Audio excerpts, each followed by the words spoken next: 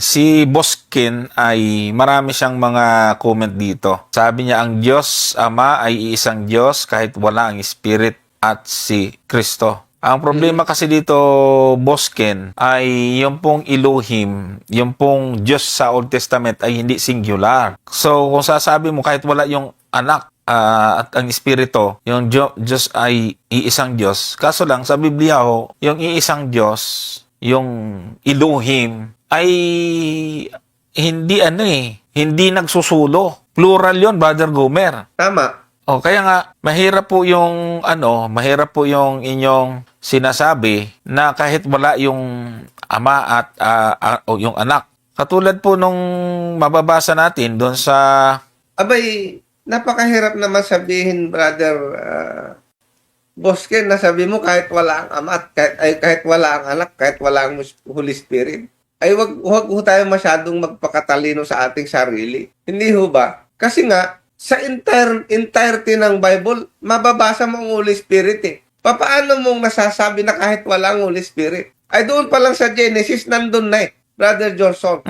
O tingnan natin yung Genesis sa 1. Sa 1:1 pa lang. Tingnan mo. Hindi natin po pwedeng hindi ho tayo po pwedeng magbigay ng conclusion na saliwa sa sinasabi ng buong kasulatan. tama. Brother Johnson, bakit natin sasabihin na kahit wala ang Holy Spirit, kahit wala ang anak? Pwede ba 'yon? Hindi pwede yun. Oh.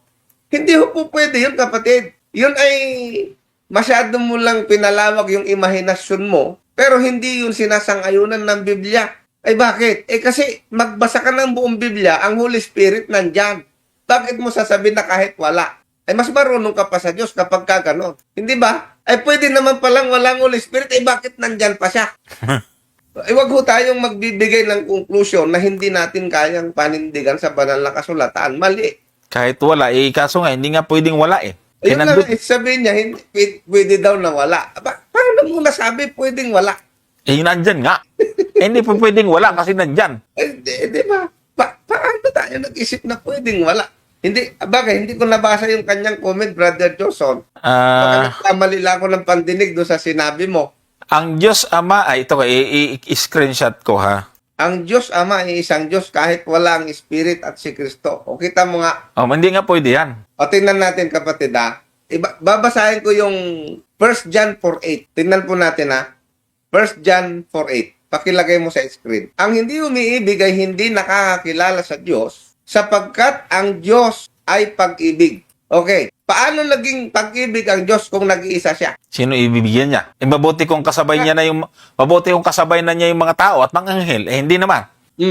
Ang karakter ng Diyos eternally, from eternity, sabi diyan, God is love. Paano magiging love kung wala namang iniibig? Malabo yon, Brother Johnson. Hindi talaga. Walang katunayan na love siya kasi nag-iisa eh. Nag-iisa ka ba? Paanong love? Kaya nga, sabi niyang isang matalinong tao, no?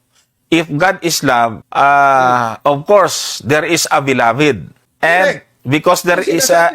Actually, hindi lang siya umiibig, Brother Johnson eh. Yan ang dapat nating maintindihan dyan. Iba yung umiibig lamang doon sa mismong siya ay pag-ibig. Paanong naging pag-ibig ang Diyos? Paano niyang may i-relate ang pag-ibig kung siya mismo nag-iisa? Kaya nga po yung Trinity, relational po kasi yan eh. Mayroong relationship na namamagitan sa tatlong persona ng Godhead. At yung love na yon, eternal yon, eternal. Kaya nga hindi po pwede yung sinasabi mo, kapatid, na kahit wala ang Espiritu, kahit wala ang Ama, ay ang anak. Hindi po talaga uubra yan, kapatid. Mali. Ay tingnan mo, itinatakwil mo ang Holy Spirit. Bakit? Kasi nga, lumalaban sa inyong doktrina. Yan ang danger, Brother Johnson. Di ba? Ito po yung napakadelikado na pwede nilang itakwil ang Holy Spirit. Bakit? Kasi nga, laban sa kanilang doktrina eh. Kasi ganito lang, kasimple. Tingnan po ninyo, bakit gusto nilang itakwil ang Holy Spirit? Katulad nga ng sinasabi ko, ang Holy Spirit, Brother Johnson, ay mababasa mo sa kabuuan ng Biblia. Buong Biblia halos mula Genesis, nag-i-exist ang Holy Spirit. Second question, ano ang Holy Spirit? Kaya nga, nag-come up sila, power yan. Power. Power daw. Oo. Kaso, hindi sinasang-ayunan ng Bible na ang Holy Spirit ay power. Kasi unang-una, sabi ko nga, paano mo mapipighati ang power? Malay niyan. Naku po. Para daw kuryente yan eh. O parang, paano mo mapipighati yung kuryente? Meron na ka ba yung nakitang lungkot na lungkot yung kuryente ko? Kukurap-kurap na lang. Kita na ba kayo ng kuryente na nalulungkot? Hindi ubra yun mga kapatid. Kaya ito yung gusto natin ditong i-establish, Brother Johnson. Ang Holy Spirit, hindi po natin pwedeng i-deny na siya po ay nag-i-exist at nababasa sa Biblia. Ang tanong, ano siya? Kaya nga yung iba, power yan, sabi nila. Bakit power? Kasi i-deny nila yung kanyang kadyusan. Kaya sasabihin nila power. Pero makikita mo, hindi po siya power, kundi ang Holy Spirit may power. Magkaiba yon. Ang Holy Spirit po ay hindi kapangyarihan. Ang Holy Spirit may kapangyarihan. Tandaan natin yan. At pag in-address siya ng ating Panginoon, ano siya? Pronoun. Siya. Pagdating niya, hindi siya magsasalita na mula sa kanyang sarili. Ang liwa-liwanag mga kapatid, hindi po confuse ang ating Panginoong Jesucristo with regard sa personality ng Holy Spirit. Ito, brother. Po nating maintindihan ito. Oo. Tinan mo to, Nung bro. ina-address ng ating Panginoong Jesucristo, hindi po siya confused kung sino yung darating. Ang liwa-liwanag, He. So, persona siya. Ngayon, ang tanong, anong nature niya? Saan mo siya ilalagay ngayon sa nature? Hayop, Diyos, anghel, tao. Mamili ka lang. Okay, yung Diyos ang Holy Spirit, Diyos ang Ama, di dalawa na ang Diyos. Nakita po ninyo, kapatid. Kaya nga, ngayon, ang nagre-resort po kayo doon sa sasabihin nyo na kahit wala ang Holy Spirit, kahit walang Ama, mali. Kasi Mali. nga, eternally, ang sabi dito, God is love. Ang ibig sabihin, yung plurality ng kadyusan. Kaya nga tama yung Elohim eh. Kaya nga dito sa Genesis, balikan ko yung Genesis 1:1. Diyan sa Genesis, nang pasimula ay nilikha ng Elohim ang langit at ang lupa. Elohim po yan. Plurality. May plural po dyan. Hindi nyo po pwedeng i-apply yung plural of majesty dyan. Fallacy po yan kapag in-apply. Plural of majesty yan. Fallacy yan. Huwag mong gagamitin yung selfie dito sa Biblia, Brother Johnson. Yung word na selfie, abay, dito lang sumulpot yan. Wala sa Biblia ang selfie. Okay? Kaya yung tinatawag nilang, ano yan? Majesty, plural of majesty. Wala hong ganon sa Bible.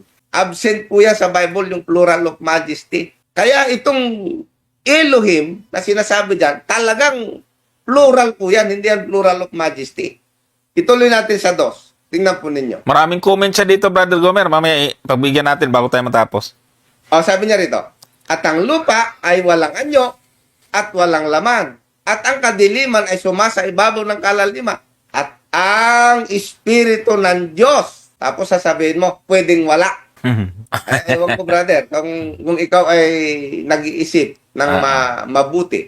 Ayan. Dito pa sa Genesis 1:2, sa umpisa pa lang, ang sabi diyan, ang Espiritu ng Diyos ay sumasa ibabaw ng tubig. Hindi ba? Bahagi ang Espiritu ng Diyos ng paglala. Ang sabi ni Job, nilalang ako ng Espiritu ng Diyos. Nakita mo? Kaya nga nung maglalang sila, lalangin natin. Nandyan yung plurality. Hindi nyo po pwedeng i-deny yung existence ng Holy Spirit, kapatid, para lamang mapanindigan nyo yung doktrina na inyong dala-dala. Na di balin lang wala ang Holy Spirit, di balin lang wala ang anak. Ay hindi ho ganun ang doktrina. Kaya nga sabi ni Kristo, bautismuhan ninyo, ay bakit kayo ba nagbabautismo saan sa pangalan ng ano? Pwede nyo bang sabihin doon sa bautismo, ay pwede ng Ama lang? Kasi yun lang ang Diyos eh. Pwede ho ba? Oo nga, bautismo nila, hindi naman pwedeng Ama lang. Sige nga, sabi mo pwedeng wala. Sa bautismo pa lang, pwede bang wala yung anak at yung Basahin ko. Brother Gomer, basahin ko muna yung ibang comment niya, tapos ituloy mo yung sagot. Para Sige. nakakatuwa. Ituloy ko muna mga comment niya. Kasi, yung sinabi natin kanina na ang Diyos ay pag-ibig, di pwedeng walang iniibig. So, yung iniibig ba niya ay nagiging Diyos din. So, yun ang naging, ano niya So, masagot tayo mamaya. Tapos sabi niya, bakit 3 lang ang Diyos? Pwede namang gawing 1,000. Kita mo na. So, Tapos, yan ang problema, kapatid. tapos ito pa, Brother Gomer, ito pa. Isahin na natin to kasi isang sagutan. Walang magagawa ang Spirit kung walang ipagawa ang Ama. Tapos, tayo yung magiging anak ng Ama. So, magiging mga Diyos na ba tayo? So, ito po yung, ito po yung naging problema po ng mga ganyan pagtuturo. So, isa-isa natin to, Brother Gomer. Yung, asa na ba yun? Ito. Yung iniibig niya ay nagiging Diyos na rin. Kasi nga, hindi ko alam kung hindi niya lang naintindihan o talagang kinukontra lang niya.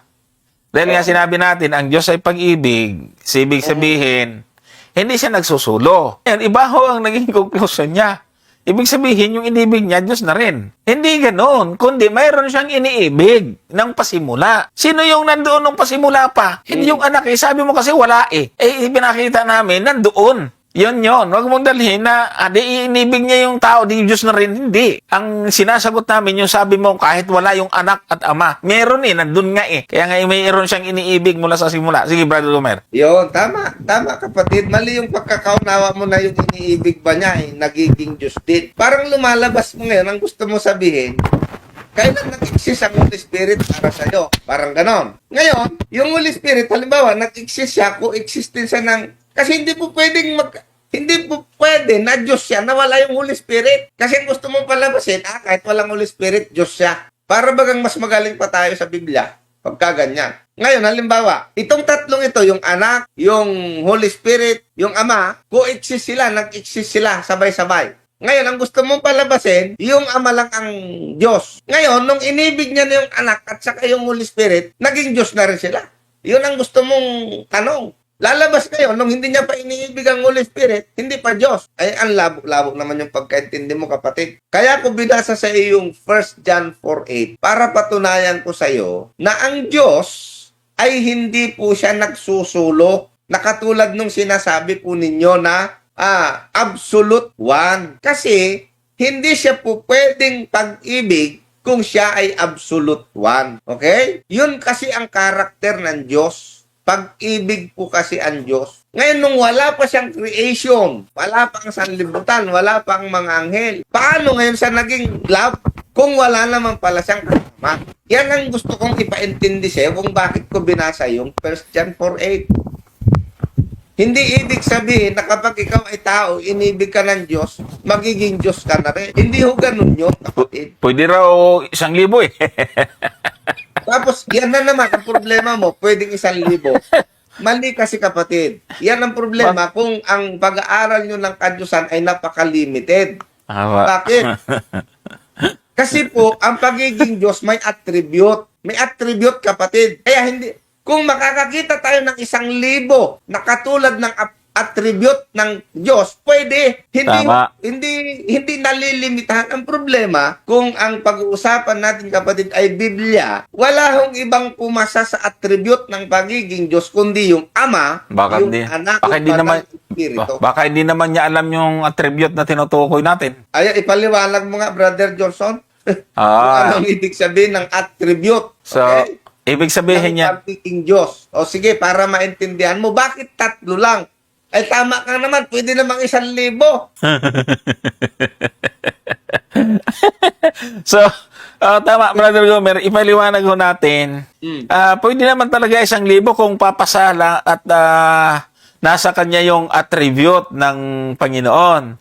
So, ano ba yung tinatawag na attribute, kapatid? So, yung pong attribute, ibig sabihin ito yung likas or katangian ng pagiging Diyos. Ito po yung ito po yung pangunahin lamang, yung 4. Ito yung attribute. Kung meron ka nito, sama ka doon. Una, eternal. Omniscient. Ang ibig sabihin ng omniscient, alam ang lahat. Ng bagay. Omnipresent. Nasa lahat ng dako. Omnipotent, makapangyarihan sa lahat. Kung meron ka niyan, di 4 na kayo. Maghanap pa ng 1,000 meron ito. Idagdag mo doon sa kadyusan. Pwede. Ayan ho kasi ang karakter ng Diyos. Una, eternal. Yan. Dagdagan ko pa yan, creator. Yun.